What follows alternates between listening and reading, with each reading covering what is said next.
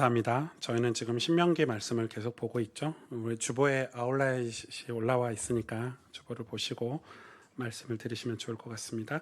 오늘은 신명기 5장 22절에서 33절 말씀입니다. 제가 대신 봉독해 드릴게요.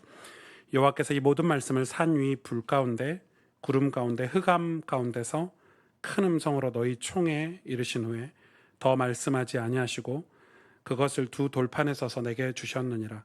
산이 불에 타며 캄캄한 가운데서 나오는 그 소리를 너희가 듣고 너희 지파의 수령과 장로들이 내게 나와 말하되 우리 하나님 여호와께서 그의 영광과 위엄을 우리에게 보이심에 불 가운데서 나오는 음성을 우리가 들었고 하나님이 사람과 말씀하시되 그 사람이 생존하는 것을 오늘 우리가 보았나이다. 이제 우리가 죽을 까닭이 무엇이니까 이 큰 불이 우리를 삼킬 것이요 만일 우리가 우리 하나님 여호와의 음성을 다시 들으면 죽을 것이라. 육신을 가진 자로서 우리처럼 살아계신 하나님의 음성이 불 가운데서 바람을 듣고 생존한 자가 누구니까? 당신은 가까이 나아가서 우리 하나님 여호와께서 하시는 말씀을 다 듣고 우리 하나님 여호와께서 당신에게 이르시는 것을 다 우리에게 전하소서. 우리가 듣고 행하겠나이다 하였느니라. 여호와께서 너희가 내게 말할 때에 너희가 말하는 소리를 들으신지라. 여호와께서 내게 이르시되 이 백성이 내게 말하는 그 말소리를 내가 들은즉 그 말이 다 옳도다. 다만 그들이 항상 이 같은 마음을 품어 나를 경외하며 내 모든 명령을 지켜서 그들과 그 자손이 영원히 복받기를 원하노라. 가서 그들에게 각기 장막으로 돌아가라 이르고 너는 여기 내 곁에 서 있으라. 내가 모든 명령과 규례와 법도를 내게 이르리니 너는 그것을 그들에게 가르쳐서 내가 그들에게 기업으로 주는 땅에서 그들에게 이것을 행하게 하라 하셨나니 그런즉 너희 하나님 여호와께서 너희에게 명령하신 대로 너희는 삼가 행하여 좌로나 우로나 치우치지 말고 너희 하나님 여호와께서 너희에게 명령하신 모든 도를 행하라. 그리하면 너희가 살 것이요 복이 너희에게 있을 것이며 너희가 차지한 땅에서 너희의 날이 길리라. 아멘. 율법을 지키는 과정이 복이다. 이 말씀으로 여러분 은혜를 나누기를 원합니다. 설교 말씀 준비한 거 들어가기 전에 제가 항상 그 주중에 이 설교를 다시 듣는데 주로 일부 예배를 다시 들어요. 근데 이제 지난주에 2부 예배를 들었더니 왜 이렇게 급하게 설교하지? 마치 뭐에 쫓기듯이 빨리 끝내야 돼! 이런 게 막 2부 예배 때 느껴지더라고요. 아마 저도 이제 2부 예배 끝나고 이제 여러분들이 일상으로 돌아가고 또 주일 사역을 마무리하고 이러다 보니까 좀 조급함이 있는가 이런 생각이 들더라고요. 문득 갑자기 2부 예배 오시는 우리 성도님들한테 좀 많이 죄송한 거예요. 그래서 오늘 짧은 말씀이지만은 여러분이 이 예배를 드리고 말씀을 들으면서 진짜 많은 부분들이 회복되어지고 또 우리가 생각하고 깨달아서 회복하는 것도 있지만 이 말씀 자체가 힘이 있고 능력이 있기 때문에 이 말씀의 은혜로 말미암아 여러분 마음들이 또 여러분 영혼이 소성케 되어지는 그런 은혜가 있기를 원합니다. 제가 몇 년 전에 한 선배 목사님을 이제 알게 돼서 선배 목사님 교회에 이렇게 방문한 적이 있어요. 초대를 받아서. 그래서 이제 목사님 그 목양실이죠. 목사님 방에서 이런저런 얘기하다가 제가 이제 좀 힘든 상황이었으니까 그때 이렇게 투정을 좀 부린 거예요. 이제 이런 투정을 부렸어요. 목사님 목회가 왜 이렇게 힘들어요? 이렇게 이야기하고 도대체 뭐가 힘드냐 이랬더니 저는 사역은 하나도 안 힘든데 설교 준비하고 신방 가고 설교 주일날 설교하고 이런 건 힘든 게 아닌데 제가 개척해서 그런지 모르겠지만 목회하다 보니까 자꾸 제가 부족하다는 생각이 자꾸 들어서 괴롭습니다. 제가 부족하다는 생각을 자꾸 그런 생각이 들어서 괴롭고 또 성도님들이 그걸 느끼는 것 같아서 그게 너무 힘들다. 그런 얘기를 한 적이 있어요. 그랬더니 그 선배가 대뜸 제 이야기에 답변을 하는 게 아니고 동문서답처럼 그 오목사님, 그 오목사야 내 선배 중에 한 명이 있는데 이러면서 이제 다른 그 선배 얘기를 하는 거예요.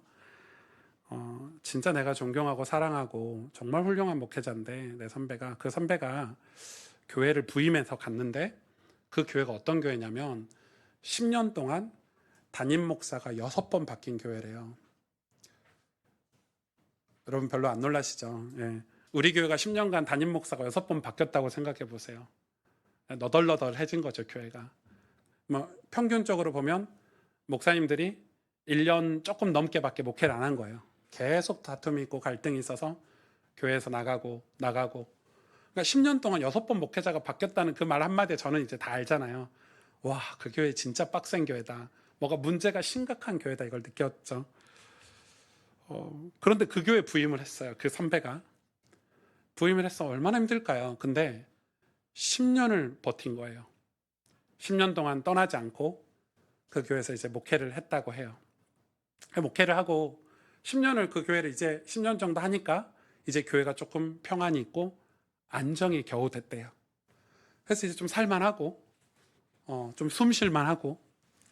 근데 그때 이제 소식이 들려온 거예요.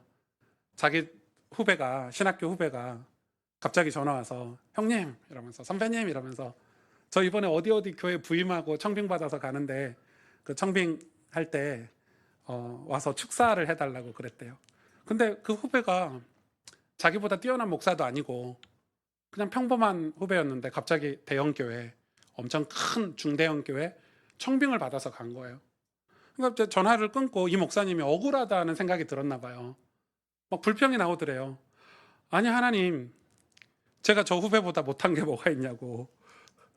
나는 왜 여기 와서 이렇게 고생하고 10년간. 저 친구는 뭐 잘난 것도 없는데 대형교회, 큰 대형교회, 그 중대형교회 담임 목사로 청빙받아서 저렇게 수월하게 가는 것 같냐고. 막 답답하고 억울해서 아니 나 하나님 앞에 좀 따져야 되겠다고 막 기도를 했는데 하나님이 딱 한마디 하시더래요. 이 교회 주인이 누구냐? 이 교회 주인이 누구냐? 그 질문에 그 목사님이 그 자리에 털썩 주저앉아서 엉엉 울었대요. 그 나이 많은 목사님이. 저도 이제 그 선배가 해준 이 이야기를 듣고 돌아오는 길에 차에서 그 이야기가 이제 곱씹어지잖아요. 그래, 하나님 맞아요. 우리 가스펠 교회 주인은 하나님이시죠. 여러분, 작년 봄 얘기거든요. 우리 교회 주인은 하나님이시죠. 맞아요. 저와 우리 성도들이 흘린 눈물과 기도, 헌신을 하나님이 다 알고 계시죠. 저는 주님 사랑해서 하나님께 받은 사랑이 너무 커가지고 이 길을 걸어왔는데 제가 무슨 불평과 원망을, 투정을 하고 있었는가. 여러분, 이게 그냥 목회자 얘기가 아니고 교회 얘기가 아니고 우리 얘기이기도 하잖아요. 여러분의 일터, 여러분의 가정, 여러분 인생의 모든 그 삶의 터전에서 여러분 이 질문을 꼭 하셔야 돼요. 내 인생의 주인이 누구인가? 안 그러면 우리는 늘 비교하고 늘 열등감에 시달리고, 아니 우리 늘 누군가를 비난하고 아니면 상황이나 환경 탓을 하고 평생 거기에서 벗어나지 못하고 그렇게 살아갈 수가 있어요. 하나님 여러분 인생을 얼마나 소중히 여기시고 여러분에게 주어진 삶을 얼마나 복되게 하시려고 우리를 구원해 주셨는데, 신명기 말씀은 하나님께서 이스라엘 백성을 어떻게 구원하시고 거기서 끝나는 게 아니죠. 그들을 어떻게 자라게 하시고 어떻게 복된 인생으로 이끄시는지 보여주는 말씀이죠. 그거를 하나님이 모세를 통해서 진짜 가슴 절절하게, 모세는 가나안에 들어가지도 못하는데 다음 세대들에게 야, 너희가 하나님 너희를 축복하실 건데, 하나님이 너희를 복 주실 건데 이 하나님을 잘 섬겨야 돼. 하나님 주신 말씀을 귀담아 들어야 되면 가슴 절절하게 설교하는 게 신명기잖아요. 그래서 이 신명기 말씀은 가슴 절절하게 들어야 되는 설교예요. 설교도 그렇게 해야 되고. 근데 오늘 말씀은 이 십계명을 주시고 나서 그 이후의 사건이거든요. 말씀이거든요. 근데 이 십계명을 어떻게 주셨냐면, 이 말씀을 어떻게 주셨냐면 5장 22절을 보세요. 여호와께서 이 모든 말씀을 산 위 불 가운데, 구름 가운데, 흑암 가운데서 큰 음성으로 너희 총에 이르신 후에 더 이상 말씀하지 아니하시고 그것을 두 돌판에 써서 내게 주셨느니라. 아니, 말씀을 주시는데 그냥 주시면 좋은데 산 위에 불 가운데, 구름 가운데, 흑암 가운데, 불이 뭐라고 했죠 지난주에? 심판.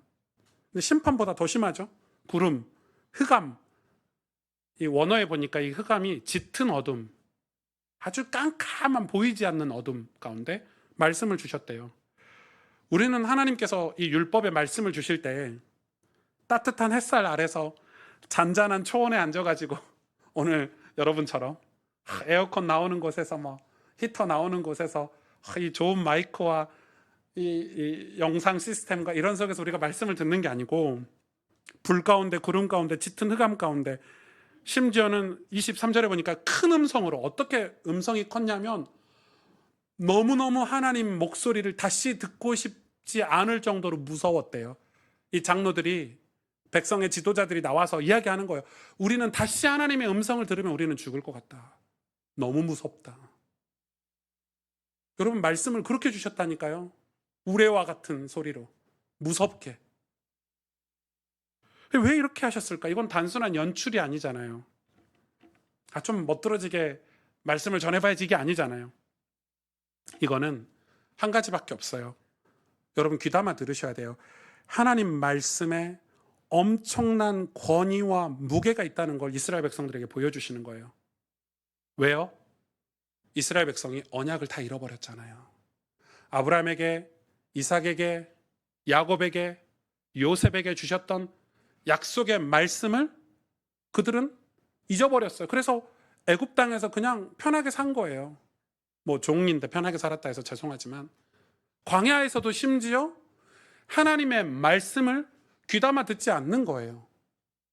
그 말씀을 가볍게 경히 여긴 거예요. 그래서 그들의 인생이 변화되지 않고 늘 애굽의 종으로, 또 바알에게 붙어서, 우상에게 붙어서 금송아지나 만들고 섬기는 그런 하찮은 인생을 살게 된 거예요. 그래서 하나님이 말씀을 주실 때 시내산에서 광야로 이스라엘 백성들을 구원하고 나서 이들에게 어떻게 말씀을 줬어요? 두렵고 떨림 가운데 말씀을 주셨어요. 여러분, 우리 삶에서도 하나님은 가끔 편안한 환경이 아니라 흔들리는 상황 속에서 말씀을 주실 때가 있어요.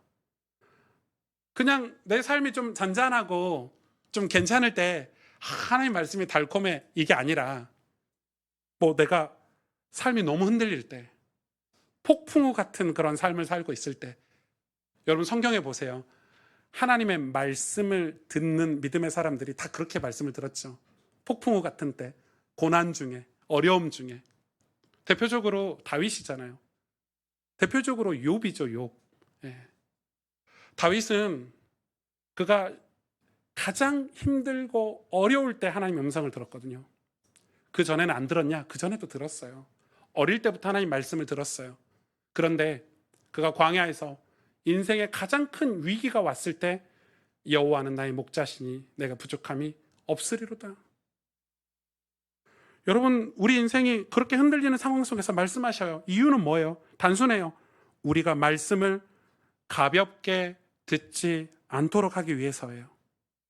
하나님의 말씀을 믿지 않으면 안 되니까, 하나님의 말씀을 가볍게 들으면 절대 네 것이 되지 않으니까 하나님은 말씀에 대한 권위로 이렇게 보여주신 거예요. 여러분 살고 있는 집이 막 벽이 금이 가고 천장이 막 무너지고 뭐 기둥이 흔들리고 이러면 어떤 생각이 들죠? 네? 고쳐야 되겠다는 생각이 들죠. 네, 당연한 걸. 그 다음엔 그래도 흔들린다면 이사 가야 되겠다 생각 안 드세요? 네, 이 집에 못 살겠다. 이 집은 영원히 살 집이 아니다. 이렇게 집이 이렇게 엉터리로 지어졌냐. 이사 가야지. 이게 우리 마음이잖아요. 이 집은 더 이상 영원히 살 집이 아니구나. 여러분, 하나님은 세상이라는 집에 흔들림이라는 경종을 우리에게 울려주시는 거예요. 왜요? 세상에 정착해서 살면 안 되니까. 우리 인생이 흔들리고 힘든 이유예요. 자꾸 거기에 안식하려고 하니까. 하나님은 이곳이, 세상이 우리의 영원한 집이 아님을 깨닫게 하시는 거예요. 그래서 말씀을 불과 구름과 흑암 가운데 주신 이유가 여기에 있어요. 하나님께서 말씀하실 때 그 말씀을 가볍게 듣지 말고 우리가 세상에 정착하는 게 아니라 말씀이 이끄는 그 방향으로 가라는 거죠. 저는 오늘날 제가 함부로 한국 교회 이렇게 교회를 평가할 수는 없지만 교회가 위기를 맞는 이유 중 하나는 바로 말씀에 대한 경건한 두려움이 사라졌기 때문이라고 생각해요. 이 포스트 모더니즘 이후에 이제 개인주의라든지 또 세상의 편리주의라든지 또 신학도 거기에 편승해서 값상구원론이라든지 아마 여러분이 유튜브에서 듣고 있는 설교들 또 어떤 강의들 대다수가 다 그럴 거예요. 아마 그런 영향을 받았을 거예요. 그래서 우리 신앙생활이 이런 식으로 가르쳐요. 이렇게 신앙생활하면 하나님이 이렇게 복을 줄 거야. 이런 거. 그러니까 응답. 그러니까 이제 신앙이 그 복을 그 응답을 못 받으면 실패했다고 생각하게 하는. 그리고 반대로 그 복을 받기 위해서 내가 이런 신앙의 행동들을 해야 돼. 이걸 배우게 되는 거죠. 근데 여러분 그게 신앙입니까? 여러분 그건 신앙이 아니죠. 신앙은 우리가 하나님과의 관계인데 내가 정말 예수님 믿고 구원받은 우리가 하나님과 함께하려고 애쓰는 그 모든 삶이 응답이고 축복이고 복 아닙니까? 그래서 더 이상 하나님의 말씀을 경건한 두려움으로 받으려고 하지 않는 거예요. 왜요? 필요가 없거든요. 구원받지 않는 사람에게는 하나님 말씀이 필요하지 않아요. 굳이 세상에 다 있는데, 세상에 이렇게 편리하고 좋은 것들이 많이 있는데 굳이 하나님 말씀을 교회 가서 들어야 된다, 이런 생각을 계속해서 사라지게 만들죠. 초대교회에 이제 막 교회가 생성돼서 처음 교회가 생겼을 때 아나니아 삽비라 부부가 성령을 속이는 사건이 있어요. 여러분 기억나시죠? 그래서 두 사람이 부부가 한날에 죽음을 죽었어요. 그거 보면 하나님 너무하시네 이렇게 생각할 수 있지만 그거는 하나님의 교회에 대한 권위를 세우기 위함이에요. 하나님의 거룩하심을 다시 일깨운 사건이에요. 하나님에 대한 말씀, 하나님 앞에서 내 신앙의 어떤 결단들, 이런 것들이 가볍우면 안 된다는 거예요. 하나님은 가끔 이런 사건을 통해 교회를 깨우시죠. 왜요? 말씀은 단순한 정보가 아니에요. 여러분 이거는 성경책은 단순한 정보가 아니에요. 이걸로 과학이라든지 정치라든지 우리 아이들 교육을 위해서 주신 책이 아니라니까요. 물론 그런 요소도 있지만 이 책은 우리가 돈 잘 벌어서 잘 먹고 잘 살게 하는 그런 책이 아니라고요. 말씀은 하나님의 임재를 상징해요. 말씀은 하나님의 권위예요. 당신의 통치고, 말씀은 우리에게 생명이에요. 영생이에요. 이 말씀 자체가. 그래서 신앙의 회복은 언제나 말씀의 무게를 다시 느끼는 데서 시작해요. 여러분 신앙이 회복한다, 우리가 믿음이 자란다, 항상 말씀의 무게를 느낄 때 시작해요. 근데 하나님이 그 말씀의 무게를 느끼라고 우리 삶에 어려움을 주실 때가 있다고요. 욥처럼 말씀을 귀히 듣도록, 귀담아 듣도록.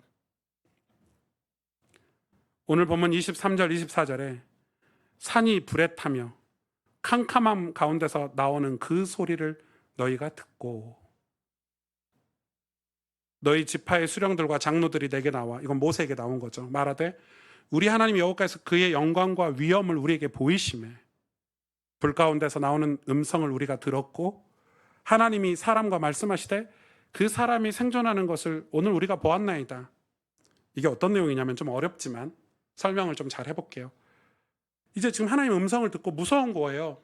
그런데 원래 죄인이 하나님 면전에 서면 죽게 돼 있어요. 그렇죠? 그런데 누구는 살아있어요? 모세는 살아있어요. 백성들이 하나님이 말씀하시는 장면을 보고 무섭고 무서운데 근데 왜 모세는 죽지 않고 살았을까? 그들은 충격받은 거예요. 그래서 지금 모세에게 와서 얘기해요. 왜 당신은 하나님 그 말씀 앞에 두려워하지도 않고 심지어 하나님과 대면했는데 죽지도 않고 있냐? 왜 모세는 죽지 않냐? 지금 그거를 이 장로들과 지파의 수령들, 그러니까 이 지도자들이 와서 얘기하는 거예요. 이거에 대해서는 히브리서 3장 1절에서 6절에 정확하게 답변을 해주고 있어요. 그러므로 함께 하늘의 부르심을 받은 형제들아, 우리가 믿는 도리의 사도이시며 대제사장이신 예수를 깊이 생각하라. 그는 자기를 세우신 이에게 신실하시기를 모세가 하나님의 온 집에서 한 것과 같이 하셨으니, 지금 모세 얘기를 하면서 예수님 얘기를 하고 있죠. 그는 모세보다 더욱 영광을 받을 만한 것이 마치 집 지은 자가 그 집보다 더욱 존귀함 같으니라.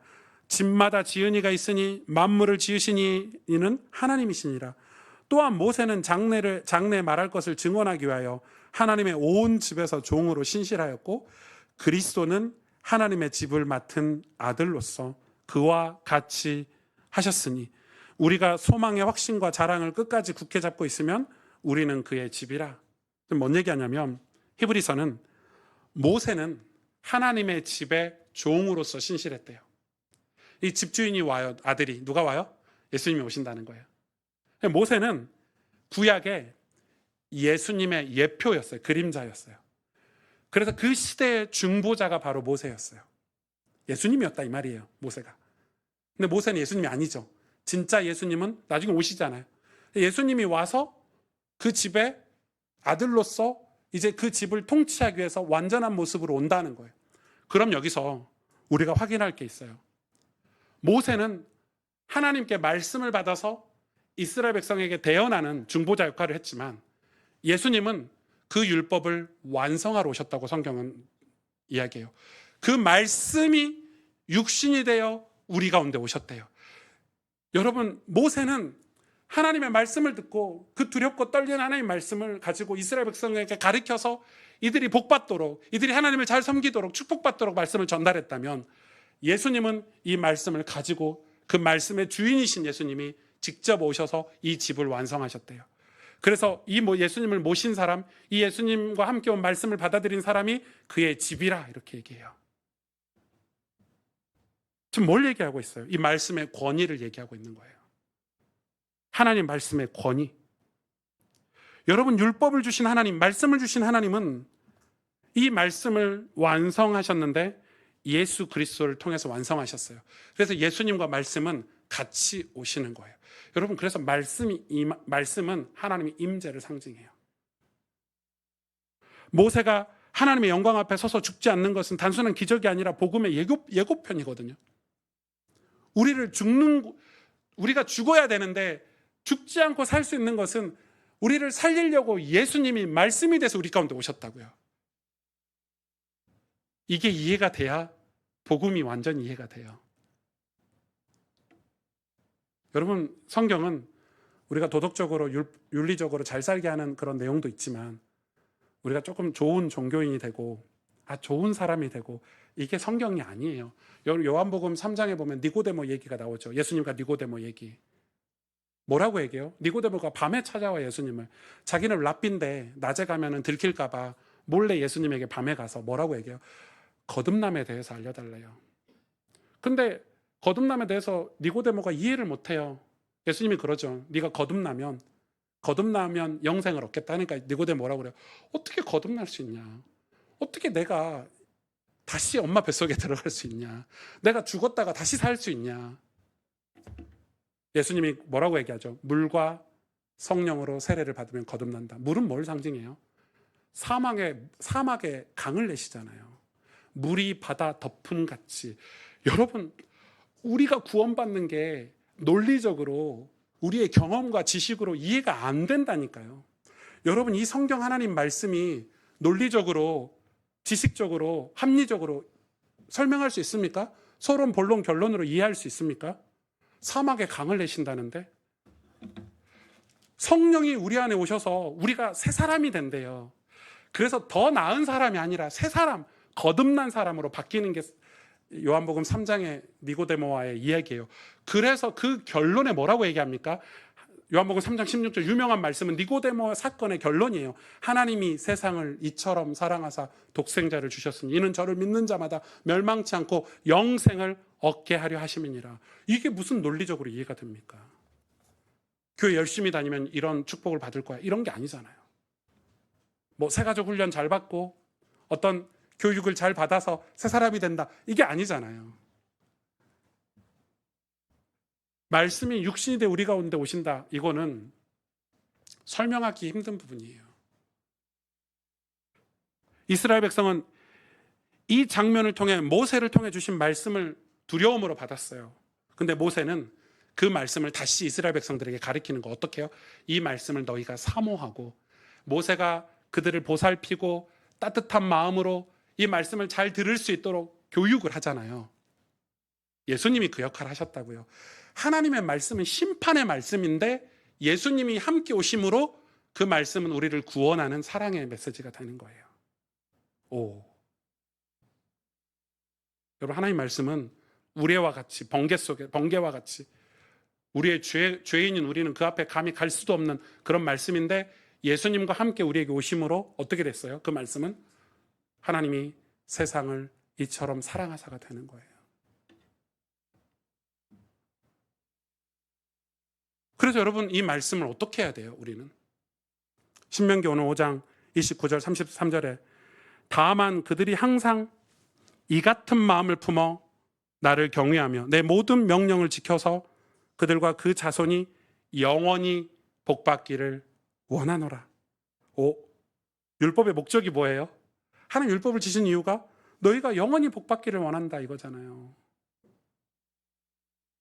영원히 복받기를 원해서 우리에게 말씀을 주셨다고요.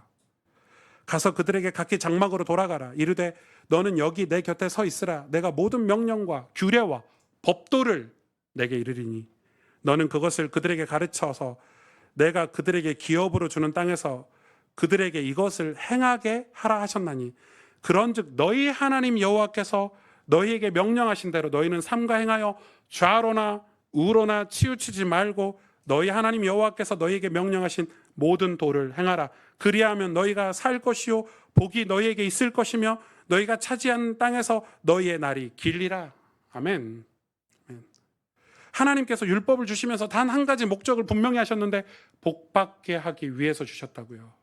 우리를 벌주려고, 우리를 멸망시키려고 주신 게 아니라고요. 그러면은 예수님이 말씀이 육신인데 우리 가운데 안 오셨겠죠. 십자가에 못 박혀 죽지 않으셨겠죠. 모세를 통해서 말씀을 주시지 않았겠죠. 바로 심판하셨겠죠. 그런데 이 말씀을 왜 가르쳐 지키게 하라, 모세 보고.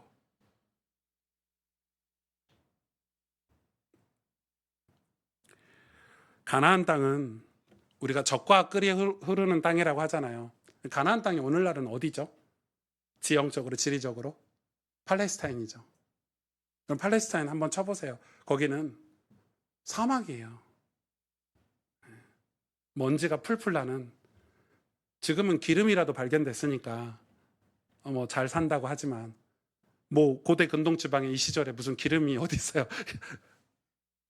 그래서 거기는 뭐가 귀하죠? 물이 귀하죠. 그래서 우물 때문에 싸우는 거예요. 여러분, 이삭 얘기 아시죠? 우물 얘기. 서로 우물 차지하려고, 샘의 근원을 차지하려고 맨날 전쟁하던 곳이 가나안 땅이에요. 젖과 꿀이 흐르는 땅이 아니에요. 실제로는 척박하고 물이 귀하고 전쟁이 잦은 땅이에요. 그래서 어렵기 때문에 우상 숭배가 많은 거예요. 힘들기 때문에, 강팍하기 때문에 우상을 그렇게 많이 섬기는 거예요. 그런데 하나님은 바로 그 땅을 복된 땅이래요. 누구 보고요? 하나님의 말씀으로 통치를 받고 하나님의 말씀의 질서 속에 사는 하나님의 백성에게만 복이 임한다. 지금 그렇게 말씀하시는 거예요. 다시 말해서 하나님의 율법대로 살면 그곳은 젖과 꿀이 흐르는 땅이 되는 거예요. 반대로 아무리 좋은 땅이라고 해도 말씀이 없으면 그 땅은 척박한 땅이 돼요. 이게 뭘 상징해요? 실제 팔레스타인 땅을 얘기하는 거예요? 아니죠. 오늘날 저와 여러분이 살아가는 이 세상을 얘기하는 거예요. 세상은 영적으로 가나안 땅과 같아요. 우리가 정신을 차리고 세상을 봐야 돼요. 세상은 결코 적과 꿀이 흐르는 땅이 아니에요. 세상에 과학기술이 발달하고 문화가 발달한다고 해서 세상이 적과 꿀이 흐르는 땅이다. 그러면 우리는 소돔과 고모라가 되는 거예요. 성경은 세상을 장차 망할 성, 장망성이라고 가르쳐주고 계세요. 세상이 화려하고 대단하지만 거기는 적과 꿀이 흐르는 땅이 아니에요. 사망의 음침한 골짜기예요. 그래서 우리는 그곳에 정착해서는 안 되고 그곳에서 발목을 잡혀서도 안 돼요. 그곳을 지나가야 돼요. 가나안 땅처럼 세상은 온갖 흙먼지가 가득한 곳이고, 여러분 세상에 먼지가 얼마나 가득합니까? 세상을 살고 돌아오면 우리 마음에 영적인 먼지가 얼마나 많이 낍니까? 세상은 생수가 없어서, 마실 물이 없어서 갈급한 곳이잖아요. 그리고 죄의 세력이, 악의 세력이 지배하는 곳이 세상이에요. 이 세상이 바로 오늘날 저희가 살아가야 될 가나안 땅이에요. 그런데 이곳에서도, 이런 사망의 음침한 골짜기 같은 세상에서도 하나님을 목자 삼고, 주님을 목자 삼고, 예수님을 목자 삼고 주님의 음성을 듣고 따라가는 사람들에게는 이 세상 속에서도 복이 있어요. 어떤 복이냐? 주님의 음성을 듣고 양처럼, 어린 양처럼 말씀을 듣고 살아가는 사람은 이 사망의 음침한 골짜기를 지나가는데 어떤 복이 있냐? 시편 23편에 다윗이 이런 고백을 해요. 여호와는 나의 목자시니 내게 부족함이 없으리로다. 그가 나를 푸른 풀밭에 누이시며 쉴 만한 물가로 인도하시는도다. 여기까지 들으면 다윗이 양치다가 목동이 그냥 푸른 풀밭에 누워서 이 찬송시를 지었다고 생각하시죠? 내 영혼을 소생시키시고 자기 이름을 위하여 의의 길로 인도하시는도다. 내가 사망의 음침한 골짜기를 다닐지라도 해를 두려워하지 않을 것은 주께서 나와 함께 하심이라. 주의 지팡이와 막대기가 나를 안위하시나이다. 이거 목자가 들고 다니는 지팡이죠. 주께서 내 원수의 목전에서 내게 상을 차려주시고 기름을 내 머리에 부으셨으니 내 잔이 넘치나이다. 내 평생의 선하심과 인자하심이 반드시 나를 따르리니 내가 여호와의 집에 영원히 살리로다. 다윗이 이 시편 23편의 고백을 할 때가 다윗 인생의 가장 어려울 때예요. 사울 왕에게 쫓겨다니면서 그 엔게디 동굴에 숨어가지고 눈물을 흘리면서 오늘 죽을까 내일 죽을까 적들이 언제 내 목을 칠까 두려워하던 때예요. 하루하루 하나님의 도우심이 없으면 이 위기를 극복하기가 힘들 정도로 압박감을 느끼던 때예요. 그때 뭐라고 고백합니까? 여호와는 나의 목자시니 내게 부족함이 없으리로다. 다윗이 이때 주님을 만난 거예요. 이때 하나님 음성을 들은 거예요.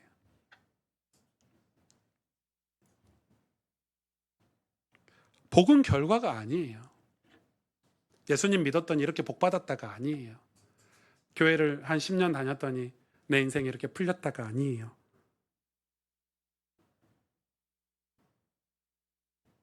그 고난 중에, 어려움 중에 하나님의 음성을 듣는 그 시간이 복이에요.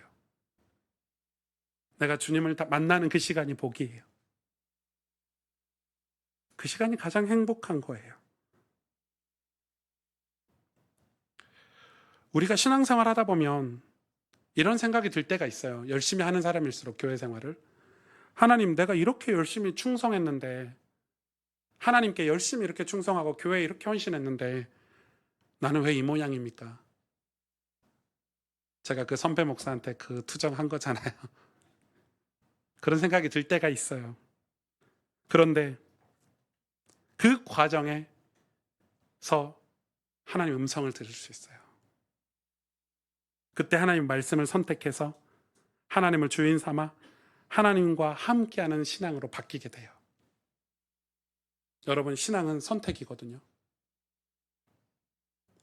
여러분, 눈물로 씨앗을 뿌리면 기쁨으로 단을 거둬요. 사람이 심는 대로 거둔다고 했어요. 그래서 여러분, 하나님 말씀을 선택해서 살아가면 그 사는 삶이 그 자체가 복이 돼요. 열매요. 엄청난 열매가 있죠. 엄청난 복이 있죠. 다윗은 내가 여호와의 집에 영원히 산다고 고백했어요. 언제요? 가장 힘들고 어려울 때, 광야에서. 완전히 딴 사람으로 거듭난 거죠, 다윗이. 저는 이게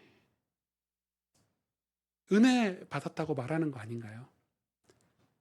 이게 은혜가 아니면 뭐가 은혜예요, 여러분? 그래서 하나님이 너무 좋고 하나님을 너무 사랑하는 신앙으로 바뀌어지잖아요. 이제는 환경과 상황이나 어떤 사람들의 이야기가 아니라 이제 하나님의 음성을 들었기 때문에 여호수아와 갈렙처럼 하나님을 사랑하게 되는 거예요.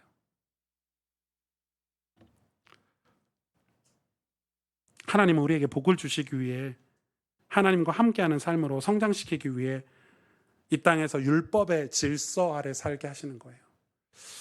저는 이 말씀을 율법이라고 말하는 사람들 있잖아요. 율법이란 단어가 좋은 단어인데 우리 한국교회에서는 좀 부정적인 의미로 사용되는 경우도 있죠. 전 이해가 안 돼요.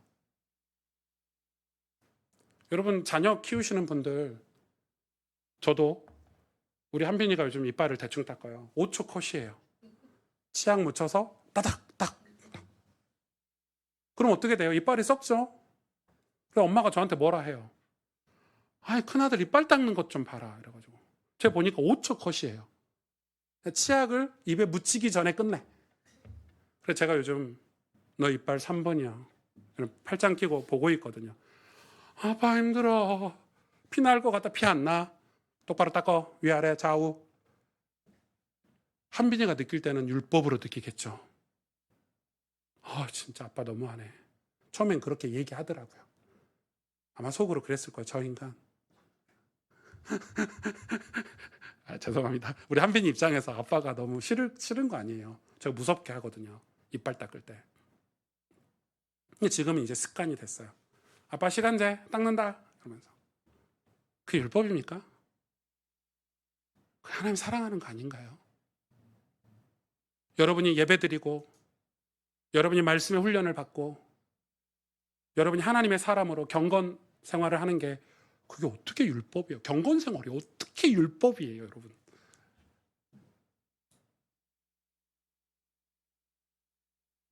율법의 질서 아래 사는 게 어떻게 율법주의예요? 그 나쁜 그 값싼 구원론자들이 한국교회를 다 망쳐놨어요. 쉽게, 편리하게, 간단하게 예수님 믿으라고 계속해서 우리를 유혹해요. 여러분, 쉽고 간단하고 편리한 게 세상에 어디 있습니까? 부부가 서로 사랑하고 자녀를 제대로 키우려고 해도 쉽고 간단하고 편리한 건 없어요. 우리가 건강하게 살려고 해도 쉽고 간단하고 편리한 건 없어요. 사랑하는 여러분, 그래서 율법을 지킨다는 것은 단순히 명령을 지키는 게 아니고 예수님, 말씀이신 예수님을 우리 삶에 받아들여서 그 예수님과 함께 살아가야 이 사망의 음침한 골짜기 같은 이 가나안 땅을 우리가 지나갈 수 있다, 이 말이에요. 그리고 세상에 영향을 받는 게 아니라 세상에 영향을 주면서 살 수 있다, 이 말이에요. 그래서 율법은 실제예요. 사도 바울은 이거를 경건 생활로 우리에게 가르쳐 줬죠. 실제예요. 우리가 사는 세상에서 하나님의 음성을 듣고 살아가는 신앙이, 하나님 말씀이 육신이 되어 우리 가운데 오는 신앙이 실제가 돼야 돼요. 그래서 여러분에게 몇 가지 부탁드리고 싶어요. 이 기사역 때 이런 걸 더 구체적으로 하겠지만, 첫째는 여러분 꼭 귀담아 들어주시고 제 부탁을 꼭 들어주시길 부탁을 드립니다. 첫째는 하루를 기도로 시작하는 계획을 세우십시오. 아침에 눈을 뜨면 내 감정과 상관없이, 내 기분과 피로도와 상관없이 기도로 하루를 시작하십시오. 아침에 눈을 뜨면 무릎을 꿇고 하나님 앞에 하루를 맡기고 그 시간에 하나님이 여러분 인생을 통치하기 시작해요. 두 번째, 하루의 끝을 말씀으로 점검하시길 원합니다. 그게 루틴이 돼야 돼요. 하루의 끝을 예를 들어서 이런 거예요. 내가 회사 생활하고 뭐 직장 생활하고 뭐 기분도 나쁘고 저 인간 죽일 놈 살릴 놈 하다가 하루를 그냥 마치잖아요. 그럼 여러분 마음속에 죽일 놈 살릴 놈이 마음속에 씨앗을 뿌리는 거예요. 여러분 기분 나쁜 게, 남을 비난하는 게 계속해서 열등감이, 계속해서 그 상처들이 우리 마음에 남아서 자라요. 그걸 하는 걸 반복하면 열매를 맺어요. 그래서 하루의 마감을, 우리가 연약하다는 걸 하나님이 아시니까, 세상에서 힘들게 사는 걸 아니까 바알에게 붙지 말고 말씀으로 하나님께 붙어라. 그래서 말씀을 주셨잖아요. 그래서 하루의 마감을 말씀으로 점검하셔야 돼요. 그게 루틴이 돼야 돼요. 여러분 마음이 흔들릴 때마다 말씀으로 돌아가야 돼요. 그리고 세 번째, 여러분 가정에서 신앙의 작은 질서를 세우십시오. 예를 들면 이런 거예요. 우리 부모님들 식탁 앞에서 감사기도를 하세요. 에이, 기도 안 해도 돼 하나님. 제가 그랬거든요. 하루 종일 기도하는데 무슨 식탁에서 밥 먹을 때 또 기도하냐고. 그게 아니더라고요. 제가 회개했어요. 여러분 하루에 한 절 성경 구절을 묵상하고 그걸 서로 나누고, 별거 아닌 여러분 신앙의 질서를 가정에 세우셔야 돼요. 그리고 마지막 네 번째는 여러분 공동체, 교회 안에서 경건한 두려움과 질서를 회복하셔야 됩니다. 이게 뭐냐면 예배와 말씀을 듣고 훈련받는 시간을 가볍게 여기지 말라는 거예요. 여러분 우리 교회는 그렇게 해서는 안 돼요. 딴 건 다 양보하고 다른 건 다 하면서 교회가 제일 99.999 아니죠, 100%죠. 하나님 말씀을 양육받고 말씀을 듣고 사는 것이 교회인데, 이 교회에서 예배와 말씀 듣는 시간을 가볍게 여기지 마시길 바랍니다. 여러분 무게 있게 신중하게 자세를 갖춰서 여러분 말씀을 듣고 예배하시기를 축복합니다. 여러분 오늘 이 말씀의 네 가지 이 내용은 별거 아니지만 이게 여러분 삶을 복되게 하고 승리하게 만들 것이고 그 땅에서 영원히 살도록 축복할 거예요. 사랑하는 여러분, 하나님께서 율법을, 말씀을 불과 구름과 흑암 가운데 주신 것은 그 말씀의 무게를 잊지 않기 위함이에요. 그 말씀을 예수님을 통해서 완성하셨어요. 그래서 말씀을 듣는 것은 그냥 심판의 말씀이 아니라 예수님과 함께 우리에게 말씀이 오셨다는 것은 이 말씀이 우리를 살리는 말씀, 우리를 구원하는 말씀, 우리를 사랑하는 말씀으로 바뀐 거예요. 바뀌었다는 표현이 좀 이상하지만, 그래서 이 말씀을 받아들이는데 이 말씀을 우리가 어떻게 들었는가에 따라서 이스라엘의 미래가 결정되듯이 우리도 이 예수님을 우리가 어떻게 받아들였느냐에 따라서 우리의 미래가 결정돼요. 요한계시록에 내가 문 밖에 서서 두드리노니, 예수님 영접해야 돼요. 근데 예수님 영접이, 불신자가 예수님 영접하는 그 영접이 아니에요. 요한계시록의 그 말씀은 우리가 매일 말씀으로 찾아오시는 그 주님을 우리 마음속에 모시는 거예요. 중요하게 받아들여야 돼요. 중요하게 받아들이면 우리가 살아요. 여러분 우리 자녀들도 부모님 말씀을 무겁게 받아들이면 살잖아요. 우리 인생도 우리 인생의 중요한 이야기들을, 중요한 선택을 하면 중요한 열매를 맺잖아요. 왜냐하면 하나님이 우리에게 주신 이 율법, 이 말씀이 바로 복이기 때문이에요. 그 말씀의 목적이 복이기 때문이에요.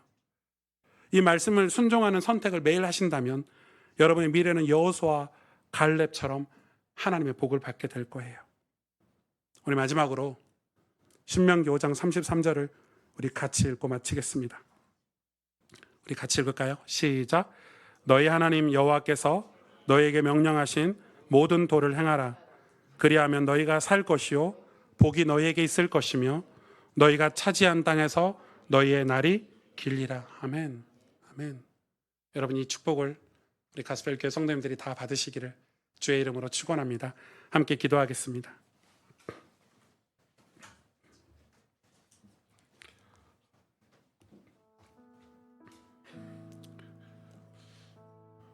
우리가 다시 말씀의 무게를 느껴야 돼요. 이 말씀을 지키는 그 모든 과정이 다 복인데, 이 말씀은 원래는 심판의 말씀이었지만 예수님이 그 말씀이 돼서 우리 가운데 오셨어요. 그리고 모든 심판은 본인이 짊어지시고 우리를 은혜로 살게 하시는 말씀, 우리에게 복 주시는 말씀, 우리가 이 사망의 음침한 골짜기 같은 세상을 그 주님을 따라서 지나가고 결국에 아버지 집에 도착하게 하는 말씀.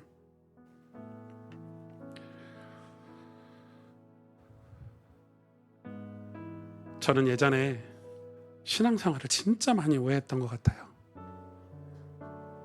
하나님이라는 실존하는 존재가 아니라 모든 교회 일, 제가 하고 있는 일을 제가 막 열심히 해가지고 인정받고 잘하고 또 일 못하는 사람들 비난하고 막 그렇게 살았어요. 그래서 하나님께 복 받는 게 그런 건 줄 알았어요. 그럼 제가 완전히 바뀐 게 뭐냐면 이 말씀의 은혜가 없으면 아무것도 아니구나, 의미가 없구나.